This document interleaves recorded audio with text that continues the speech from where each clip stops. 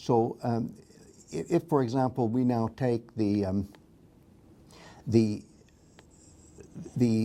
focus passages that we've selected for hour 9, well, we start with in text A with the first 14 verses of the Odyssey. Okay, so that's very good for understanding, Lenny, not only the beginning of the Odyssey, but really, as you were saying, the first 4 performance units, or let's call them now rhapsodies, right? Right.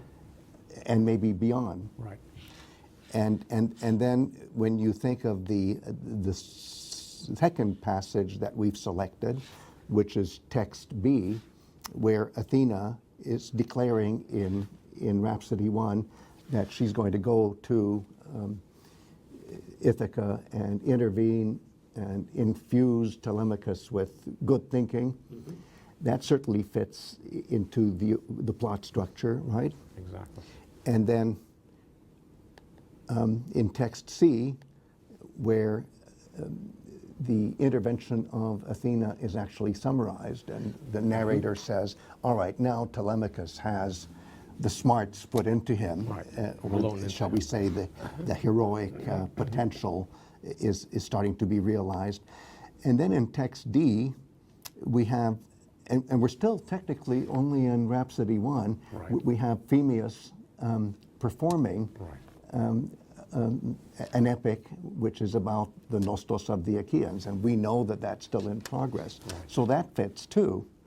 And then in text E, where we finally get past Rhapsody 1, now this is in Rhapsody 3, okay. and here's where Nestor talks about the problems that Odysseus seems to be having with the gods, with mm-hmm. the divine apparatus, right. that maybe they're not completely on his side, and why could that be? This is a real interesting problem. How Odysseus relates to the gods. Why he's been abandoned by Athena, yes. all this time, yes.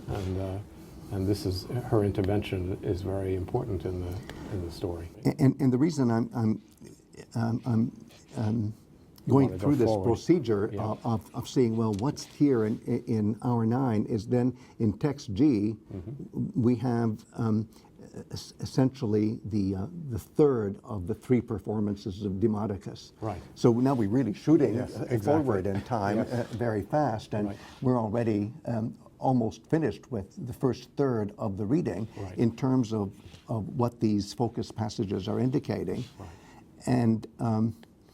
And I hope that people will take heart in understanding that these focus passages are like landmarks for helping us go deeply while we're plowing through this amazing narrative. Right. Because then I'm saying this because in the next passage that we examine in hour 9, we flash back to the Iliad and right. look at one of Andromache's laments. Right. Because that's the beautiful thing about the Odyssey, that it's so retrospective. Right.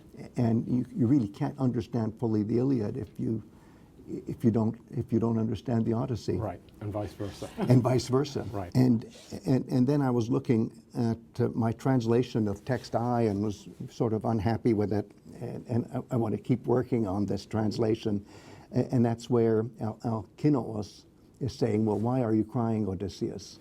This is back in 8, and it's so strange where he says, or was it perhaps a comrade who was well aware of the things that were most pleasing to you, some such noble person?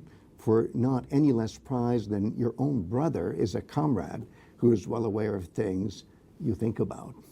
And Sasha, before we wind up this conversation, you as a linguist, what is your sense of the organization of the Odyssey into these parts? Do you find that familiar when you think about other Indo-European languages and other poetic traditions? My honest opinion is that it's most useful to think about these things in the context of performance. So Yes. specifically on Greek soil, Yes. in Greek context. Yes. Because Yes. we should always, whenever we read these kind of texts, entrenched in this kind of culture, we should always think about practicalities related to performance, to the oral culture. I love that. Yes. And Yes. To such details. Yes. And I think I would maybe want to close this particular part of the conversation by mentioning the last passage, text J in hour 9, where we have the scene of an epic performance by Helen, of all people, and how Helen has to drug the drinks of her audience before she can tell the story. Right. Because it's so moving, right? Yeah. She's like a muse in a certain way as well. But not the kind of muse we want No. for the Odyssey. The adjective nē-penthes, Yes. which qualifies this drink, Yes. which Helen gave to Yes. her listeners to make sure that they don't experience any penthos, any grief when they hear about these events. Right. So that drug is almost like an anti-lament. Exactly. um, Yes, it neutralizes the antidote. emotional response. Yes. Yeah. Because, of course, Helen was talking to people who, in theory, were capable of this Exactly. response and who could be Exactly. ruined by this experience. Yeah. And that's Yeah. what she didn't want to happen. And something that I'd love to see our readers write response papers about is what kind of epic the suitors think they're getting, and how we would rate that just in terms of artistry versus the kind of epic that Homeric poetry does, and how the interweaving of lament traditions with other traditions enhances a form of expression. And again, to Yes. kind of wind up, we should notice how nicely this scene of numbing the aesthetic Yes. receptors Yes. of the audience, how nicely it ends the first module, Yes. which is supposed to be the end of the day, and people go home and Yes. take home Yes.